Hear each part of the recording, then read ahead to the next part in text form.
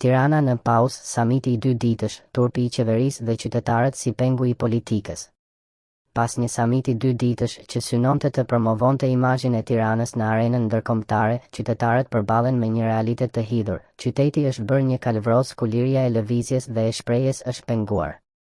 Ndonë se ngjarja u prezantua si një shans për zhvillim, pasojat praktike për banorët janë katastrofale. Zonat e mbyllura, qyteti i ndaluar. Qindra qytetar kanë përjetuar kufizime të papara në lëvizje gjatë këtyre ditëve.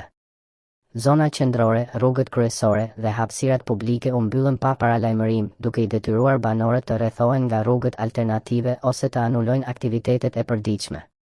Kjo nuk është thjesht një shqetësim logjistik, është një cenim i drejtës themelore për të qenë i lirë në vendin ku jetojmë. Mbyllja e shkollave, edukimi në pushim. Turpi shtohet kur shikohet se si administrata vendasi dështoi të planifikonte alternativat më elementare. Jo vetëm shkollat publike, por edhe ato private u mbyllën për 2 ditë, duke lënë mijëra nxënës pa arritur të ndjekin mësimet. Një vendim i çuditshëm, pasi samiti nuk lidhet direkt me sistemin arsimor. Pyetja që shtyp është, a është edukimi i fëmijëve tan aq i parëndësishëm sa mund të pezullohet për një event mediokr? Qeveria në pauzë nga inercia në mungesë strategjie.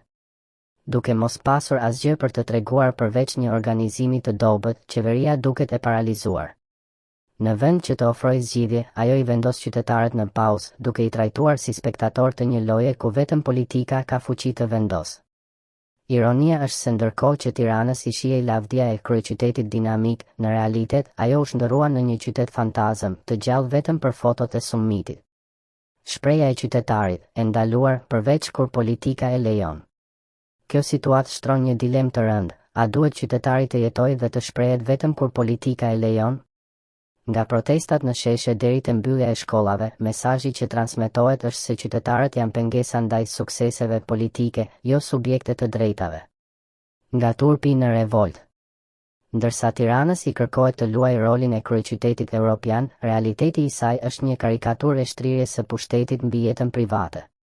Turpi nuk është vetëm për mbylljet apo organizimin amator, është për një sistem që normalizon censurën dhe përjashtimin.